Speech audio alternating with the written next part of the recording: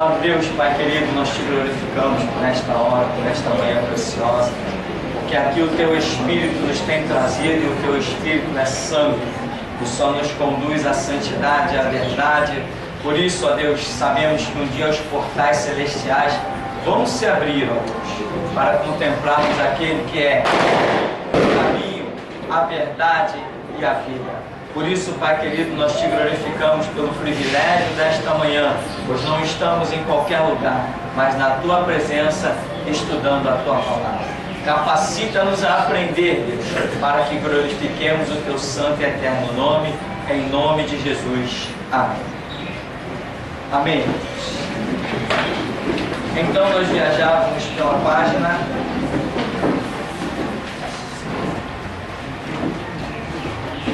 30 aí.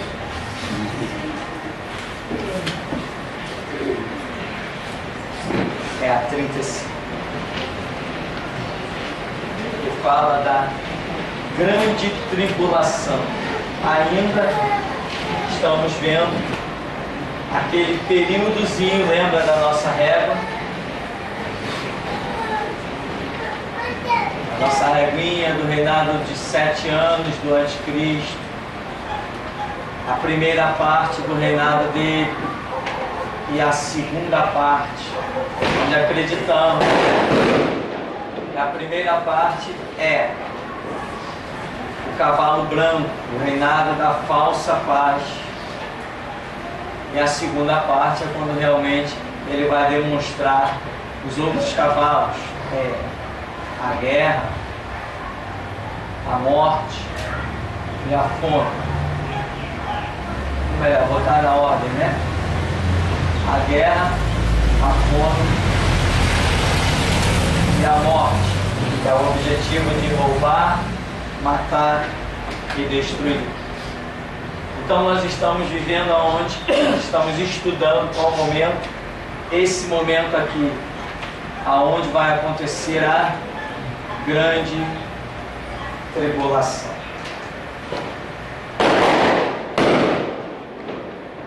Aqui diz, no verso da página 35, grande tribulação, o derramamento da ira de Deus.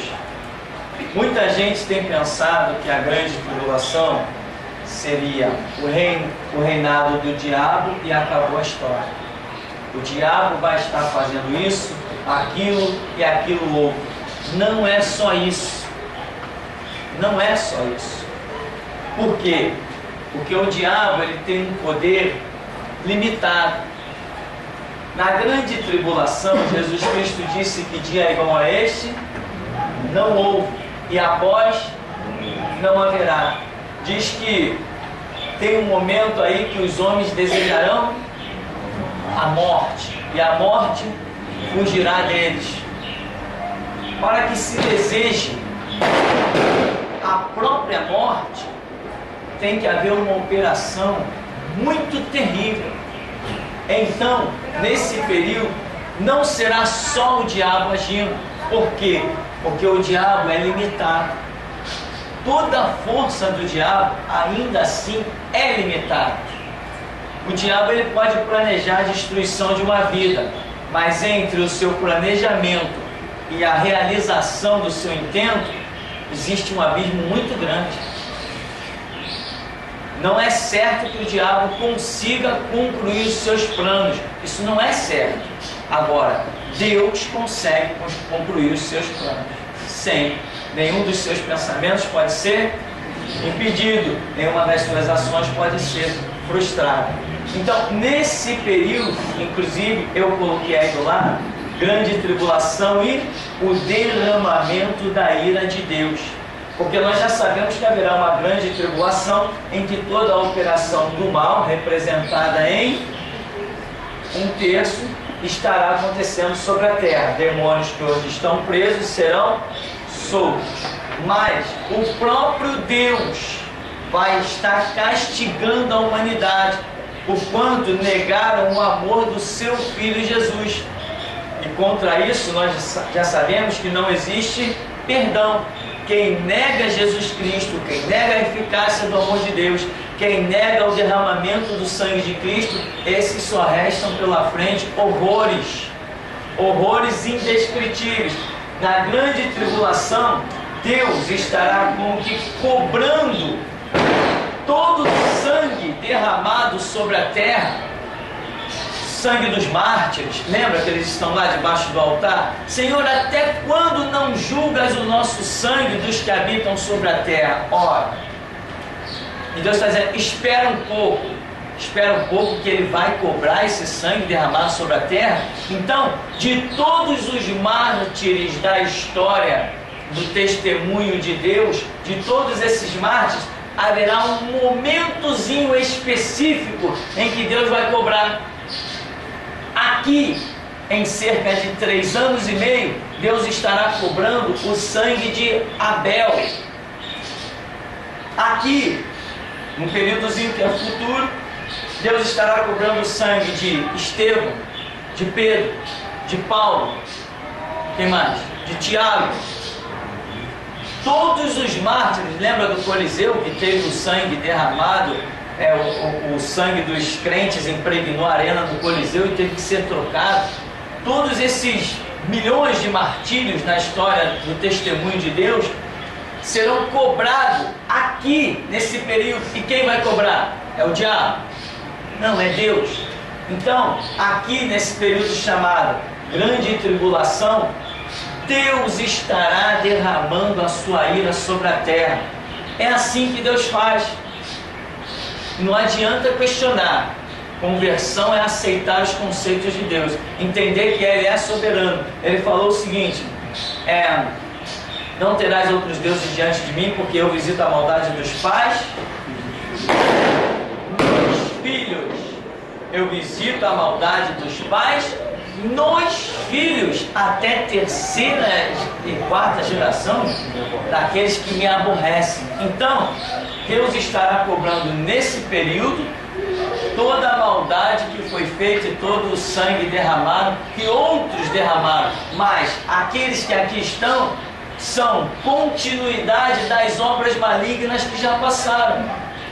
O que Jesus disse? Nós pregamos recentemente para os judeus: vós edificais o sepulcro dos profetas, e dizeis, se nós tivéssemos vivido no tempo dos profetas, não teríamos nos associado. Isso, não teríamos nos associado com os nossos pais. Jesus falou assim, conversa fiada. Em outras palavras, mentira de vocês, porque eu vos enviarei servos e profetas, e vocês a um matarão, a outros açoitarão na sinagoga. Ou seja, vocês estão dando continuidade à maldade. Então Deus, embora quem já tinha morrido já está queimando no inferno, aqui nesse período sobre a terra, Deus estará cobrando todo o sangue derramado, e toda a maldade da humanidade estará sendo cobrada aqui, dos que estão sobre a terra. Por isso a Bíblia diz, ai dos que habitam sobre a terra, e horrenda coisa é cair nas mãos de um Deus vivo. Então, a grande tribulação não é só a permissão para a ação do diabo, e a permissão é total. Hoje já tem gente desesperada, né? Imagina quando o diabo puder agir totalmente, que Deus disser assim, vai, faz o que tu quiser. E tem mais, até aquilo que o diabo não pode fazer, Deus fará. Exemplo, o diabo tem poder de escurecer o sol. O diabo pode tocar na criação de Deus que Ele estabeleceu para tempos e eras. O diabo pode alterar isso. O diabo pode mexer na rotação do planeta Terra, confundir as estações, criar problemas e mais problemas? Não pode. A criação de Deus é intocável. A Bíblia diz, Pedro escreve dizendo que os céus que agora subsistem permanecem como Deus deu o princípio quando Deus criou. Por quê? Porque Deus o sustenta e não vai permitir que o diabo mexa nisso. Mas nós vemos que ali em Apocalipse, catástrofes vão acontecer, catástrofes que envolvem a natureza. O diabo não tem poder de... O diabo não tem poder de fazer que essas catástrofes aconteçam simplesmente. Ele não tem essa autoridade. Lembra que lá em Jó caiu o fogo do céu? Lembra? A permissão veio de quem? Se o diabo tivesse poder para fazer aquele fogo cair do céu, já teria feito. Ele tinha ira contra Jó, que testemunhava de Deus, mas ele precisou ir lá, consultar a Deus, receber a permissão para aquele fogo cair do céu. Aqui, na grande tribulação, a mesma coisa. O sol vai estar em parte apagando, vai estar catástrofes terríveis acontecendo com a abertura do selo, dos selos e o tocar das trombetas. É o que nós vemos aí. Observa que tem na página 35 os selos. Diz: ninguém foi achado digno de abrir os selos. Apocalipse 5. Somente o leão da tribo de Judá, o cordeiro, porque ele é digno. A abertura dos selos é o princípio da justiça de Deus, segundo a Tessalonicenses. Cada selo é como uma porta do inferno que se abre com a permissão de Deus para executar seu juízo. Veja bem, esses selos são juízos que serão realizados sobre a terra, mas ninguém foi achado digno de desatar os selos. Quem foi achado digno? Jesus, Cordeiro de Deus, o leão da tribo de Judá. Então quem vai mandar as catástrofes? Ele, o próprio Deus, estará ordenando sobre a terra catástrofes. Só encontramos análise naquilo que o próprio Senhor Jesus disse: dia como esse antes não houve e depois não haverá. Irmão, quem não for arrebatado vai se arrepender do dia do seu nascimento, com certeza vai se arrepender, porque isso aqui é um dia. Se você imaginar o que aconteceu no dilúvio, se você parar para tentar pensar nos detalhes, imagina, né?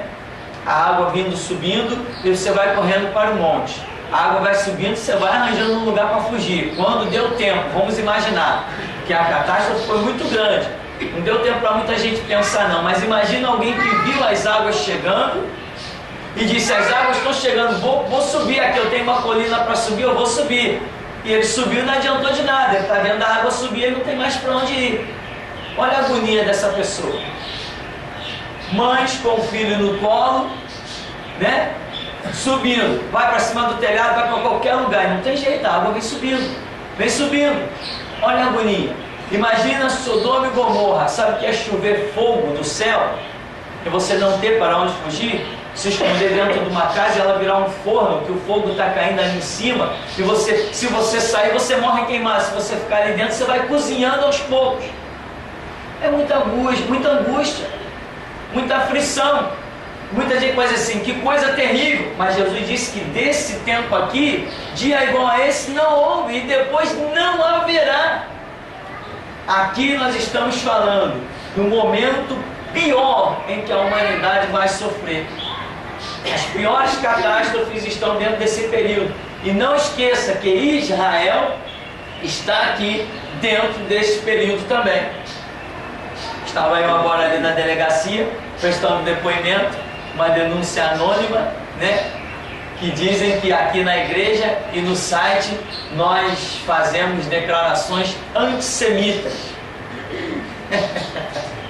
Isso é coisa da cabeça de algum endemoniado, né? Mas nada nos para, eu já determinei. Enquanto eu estiver vivo, nada me para. Não adianta, não tem delegado, não tem juiz, não tem denúncia, nada me para. Eu tenho um objetivo e vou cumprir ele até a última gota do meu sangue.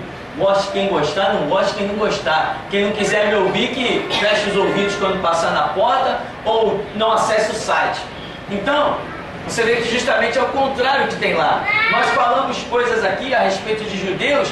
O cidadão passa que nem um louco, pensa que estamos falando algumas coisas contrárias. Ou então é um semi-analfabeto, acessa o site e não sabe o que está lendo, porque lá no site não tem nada de antissemitismo. Então, eu estava ali dando umas declarações dessa aí. Aqui nesse período de grande tribulação, um período terrível, quem está incluído aqui dentro desse período? Os judeus. é no final deste período que Jesus Cristo descerá sobre o Monte das Oliveiras. Mas antes você pode ler o profeta Zacarias 13 e 14, os capítulos 13 e 14, e você verá que aqueles horrores fora do comum que Israel vai passar, eles estão incluídos aqui, dentro desse período, no finalzinho dele. Esse período, tanto para os gentios quanto para os judeus, é Deus cobrando da humanidade, tanto de gentio quanto de judeu. Quem se enquadrou no projeto de Deus, dentro do tempo permitido por Deus, dentro do tempo permitido, quem se enquadrou para não passar por esses horrores aqui, quem se enquadrou escapou pela porta do arrebatamento. Quem não escapou por esta porta, né, que inclusive a Bíblia usa a expressão fechou-se a porta, demonstrando que realmente aquilo ali é uma porta de escape. Quem não passou por esse processo aqui, não entrou por essa porta, pode se preparar. Ainda vai ter salvação aqui? Cremos, por algumas declarações bíblicas vai ter salvação aqui, mas salvação passando por horrores. Tem gente que diz assim, não, mas se eu não for arrebatado, eu não nego Cristo. Depende. Eu também, se eu não for arrebatado, eu digo que não vou negar Cristo. De repente o camarada pega um alicate e começa a arrancar minhas unhas. Será que eu não vou negar? De repente ele pega um serrote e começa a serrar um dedo de cada vez. Ou você acha que quem pisou no sangue de Cristo no tempo da graça, agora na grande tribulação vai ter uma salvação moleza? Depende. De repente vão congelar a pessoa dentro de um frigorífico, depois joga dentro do forno. Será que não vai negar mesmo? Aquele CD, aquela gravação, A Última Trombeta, na Revelação, que eu creio foi em 1952, né? 1952. Eu creio naquela... Eu já orei muito sobre aquilo, eu já assisti, já ouvi aquela Última Trombeta umas 40 vezes. Porque eu disse, Senhor, se tem algum erro dentro dessa visão, o Senhor vai me mostrar. E eu clamei em cima daquilo muitas vezes e ouvi aquilo umas 40 vezes. Eu não achei naquele negócio nenhuma falha. Dentro da revelação não achei nenhuma falha. Nenhuma. Até hoje não achei nenhuma falha. E aquele homem diz que quando entrou esse período, ele diz assim, infelizmente, muitos não permaneceram firmes e negaram a fé. Por que negaram a fé? Simplesmente porque não botaram no paredão. Porque quando bota no paredão, confessa Cristo ou nega? Não, eu confesso. Pá, morreu. Ah, beleza, é festa. Morte rápida. Esse período aqui, irmão, é cobrança de Deus sobre a humanidade. E tem mais. Os crentes que tiveram contato com a palavra, que provaram o dom celestial, as delícias do século vindouro, falaram língua estranha, tiveram visões, sonhos proféticos, expulsaram demônio, sentiram a presença de Deus e negligenciaram e entraram nesse período, esses aí vão ser cobrados muito mais. É o que eu creio. Então diz, voltando aqui na sequência da página 35, os 4 primeiros selos referem-se ao cavalo e seus cavaleiros, que são identificados pelas cores dos cavalos, símbolos que revelam o propósito particular de sua atividade. Os cavaleiros são os poderes do anticristo.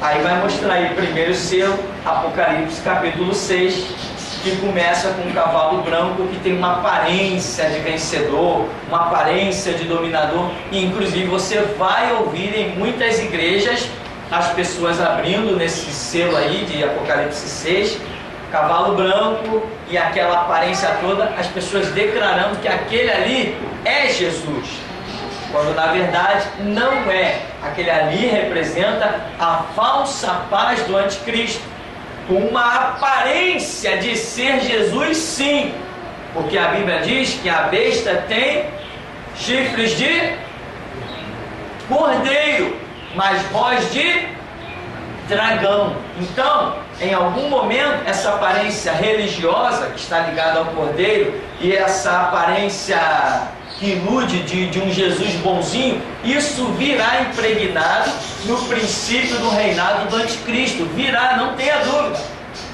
Hoje nós estamos vendo coisas realmente fantásticas, né? E eu tenho analisado aquela questão da a besta escarlate que conduzia a meretriz. Uma coisa é a besta e outra coisa é a meretriz, mas elas estão unidas. Nós sabemos que a besta é um sistema de governo mundial e a meretriz é muito específica à Igreja Católica, que é um sistema religioso mundial também.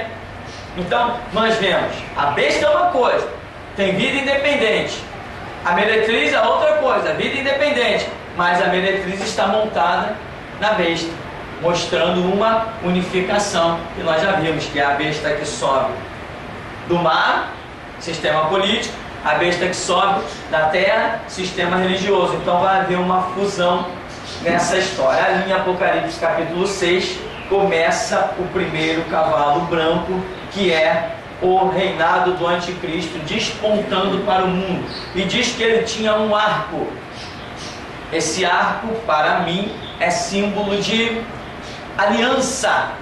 É assim que o anticristo desponta para o mundo, fazendo acordos, fazendo alianças. Alguns interpretam que aquele arco seria um arco de arco e flecha.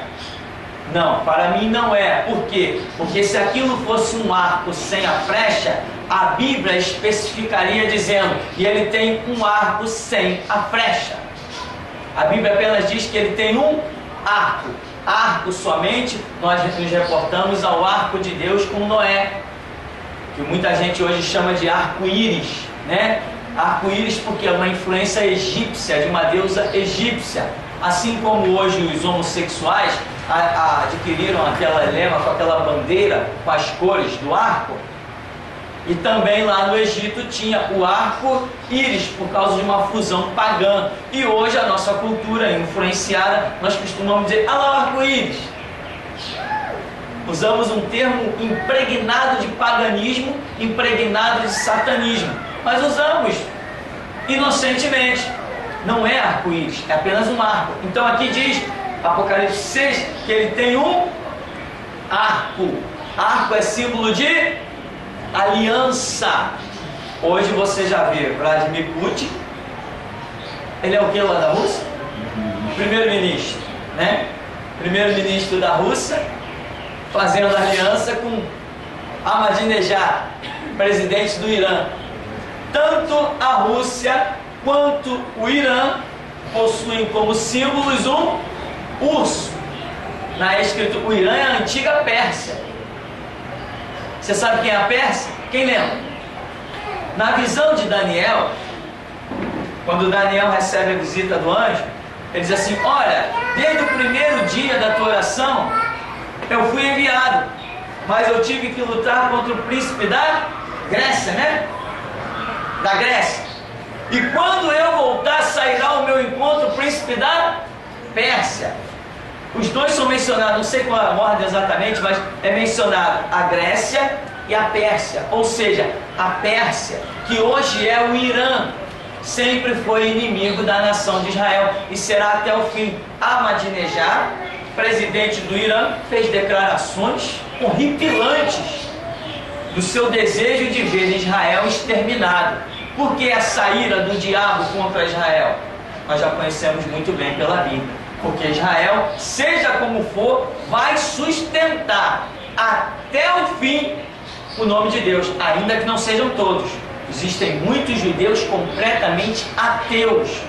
Muitas vezes os cristãos pensam que o judeu crê em Deus, no Deus do Antigo Testamento, no Deus de Moisés. Não, isso não é verdade. Existem judeus que são completamente ateus, não estão nem aí para Deus nem para nada. Inclusive, Hitler foi auxiliado por muitos judeus no extermínio do seu próprio povo.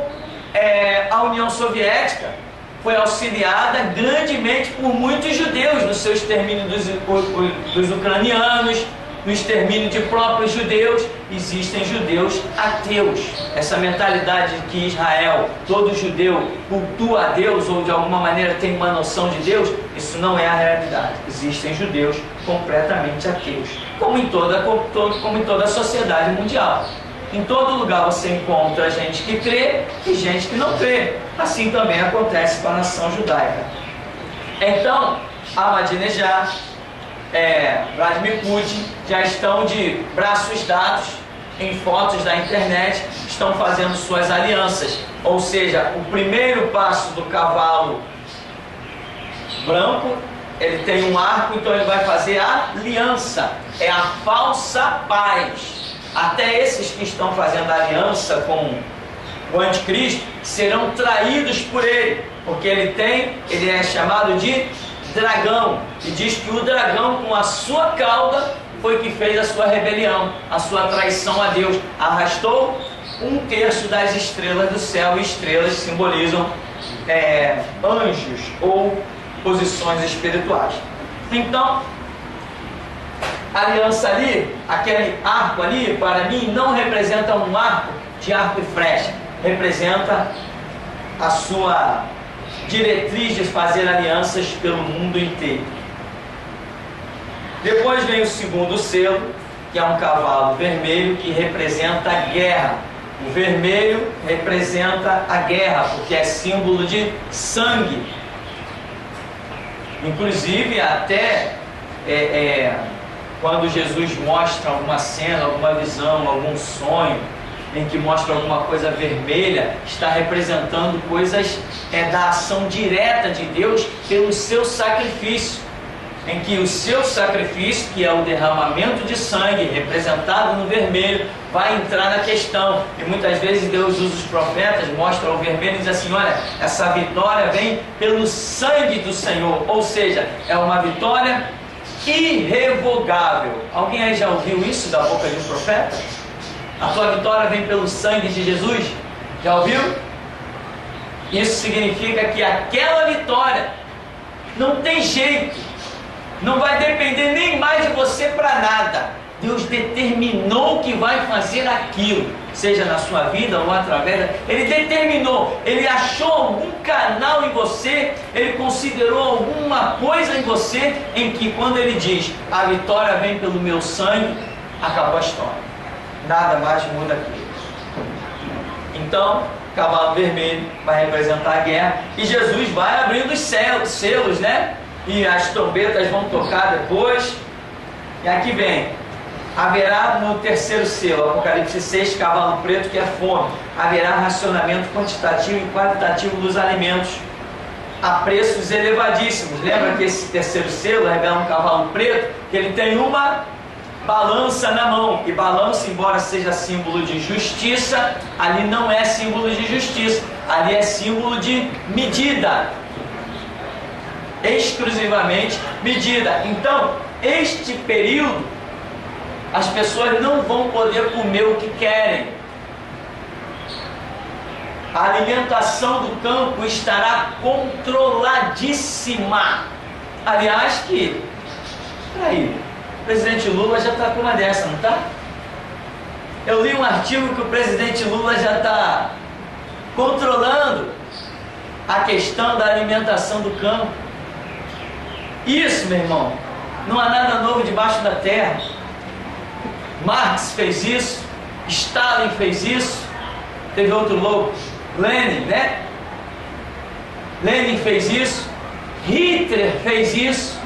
Se eu quero dominar a população, eu tenho que dominar aquilo do qual a população necessite. E hoje, a alimentação que é produzida para o mundo, ela é absolutamente toda controlada. Toda controlada. Se o governo meter o seu exército dentro dos campos, ele pega a produção total e acabou a história. Ele controla tudo que ele quiser e ele determina. Se o governo não quiser que no Rio de Janeiro se coma mais feijão preto, não vai comer mais feijão preto. Ele pega toda a produção e destina para onde ele quiser. E no Rio de Janeiro ninguém mais vai comer feijão preto e acabou, ponto final. Toda a alimentação hoje não é produzida no campo, em lugares específicos, onde inclusive lugares que recebem subsídios do governo, sementes do governo, está aí inclusive tal as sementes chamadas, essas híbridas, né? São sementes que não geram outra semente, são sementes que produzem a árvore, produzem o fruto, mas o fruto é estéril. Não adianta você pegar aquela semente para replantar, você tem que comprar sementes na mão do governo. O governo já domina tudo. E eu li um artigo sobre o presidente Lula, que ele está com a cabeça voltada para esse controle. Não é novidade nenhuma, irmão, é só se preparar para o que vem pela frente, garantir a tua salvação, ficar firme, porque Lula é socialista. Eu estava examinando a vida do presidente Lula na internet e eu vi declarações dele, quando ele ainda era aquele barbudão, né, magrinho, aquele líder sindical, e ele fez declarações diretas que ia implantar o socialismo no Brasil. Ele sempre foi um adepto lá do marxismo, ele sempre foi um adepto. Inclusive, há poucos anos atrás, mais ou menos uns 2 anos atrás, houve uma declaração do Lula, uma entrevista em que ele disse: realizei o meu sonho, visitei a Praça Vermelha e vi o cadáver de Lenin embalsamado. É Lenin, né? Realizou o sonho dele, viu o cadáver de Lenin, um líder marxista, um líder socialista, visitou a Praça Vermelha lá na União Soviética. Ou seja, o socialismo está impregnado nas veias do presidente Lula. Não tenha dúvida que um dia essa bandeira verde e amarela será vermelha. Não tem dúvida.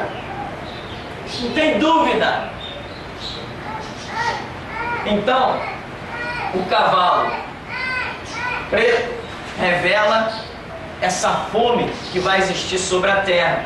Não adianta, eu quero comprar camarão. Não, tu vai comprar o que o governo botou no mercado.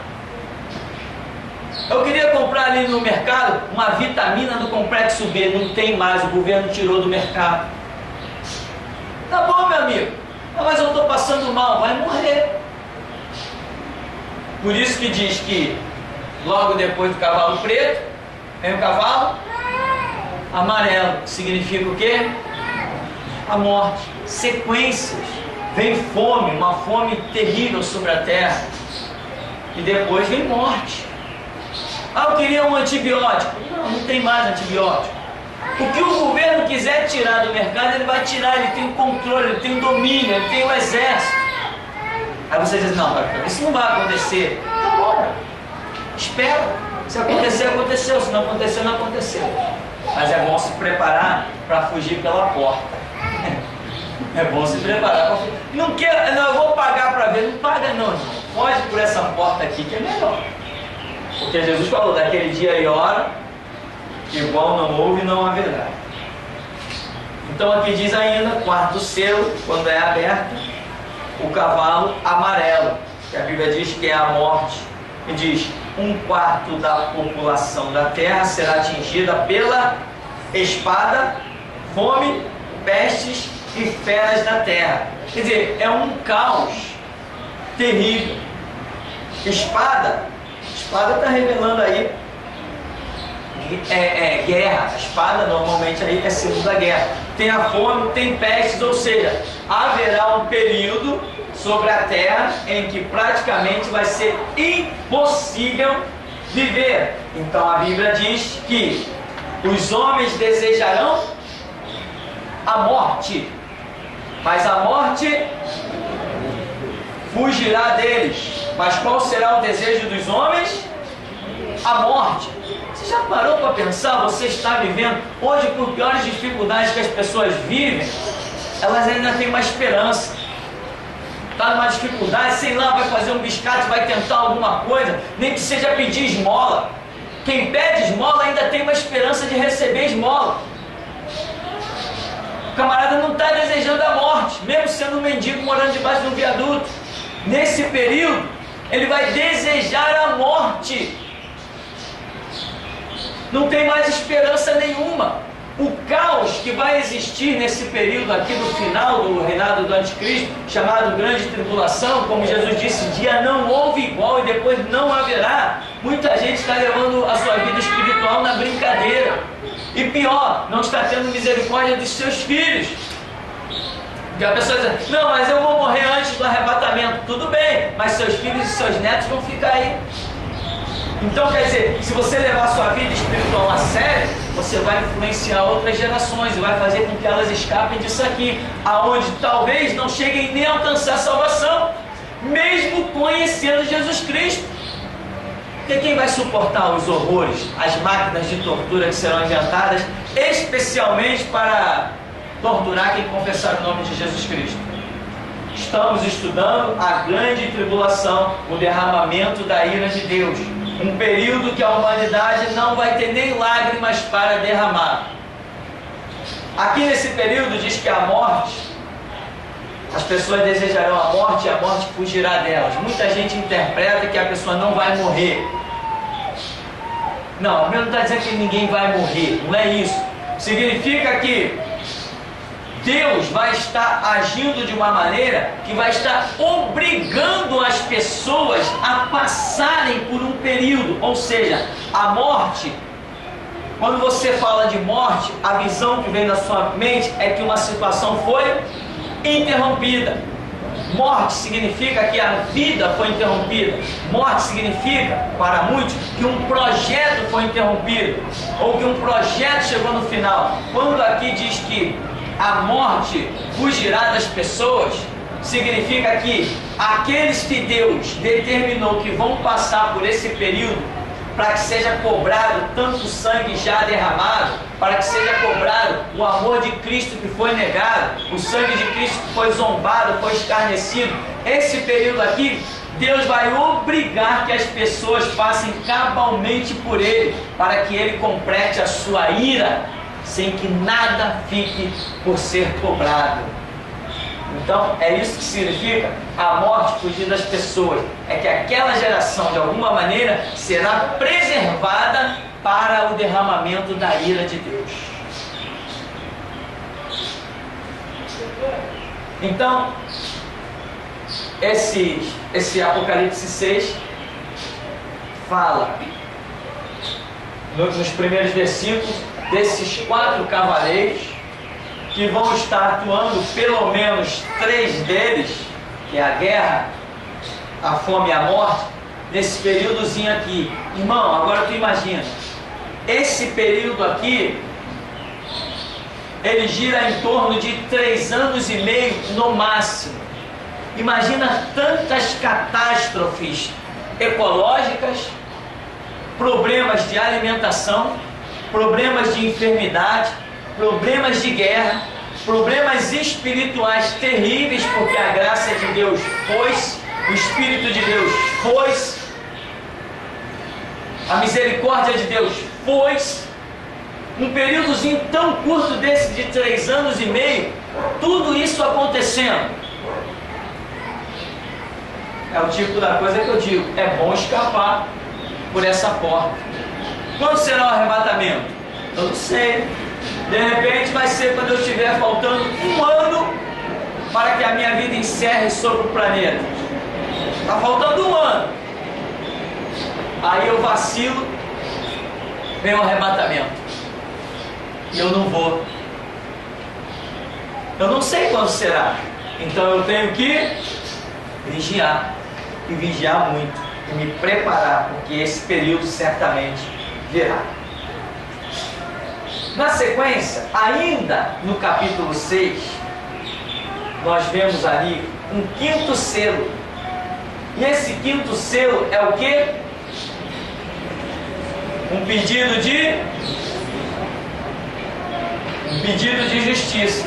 E esse pedido de justiça é dito que ele será aceito, ele é aceito. E diz que ele será cumprido. Esse pedido de justiça será cumprido. Até quando não julgas o nosso sangue dos que habitam sobre a terra? E Deus diz, aguarde, espera um pouquinho, até que se complete o número de seus conservos, que também, né, posso eu interpretar, semelhante a vós serão martirizados. Que fala, semelhante a vós serão martirizados. Então, este períodozinho aqui será um período em que vai estar completado para que esse pedido de justiça venha a acontecer. Agora, existe um detalhe. Quando aqueles mártires fazem a sua petição,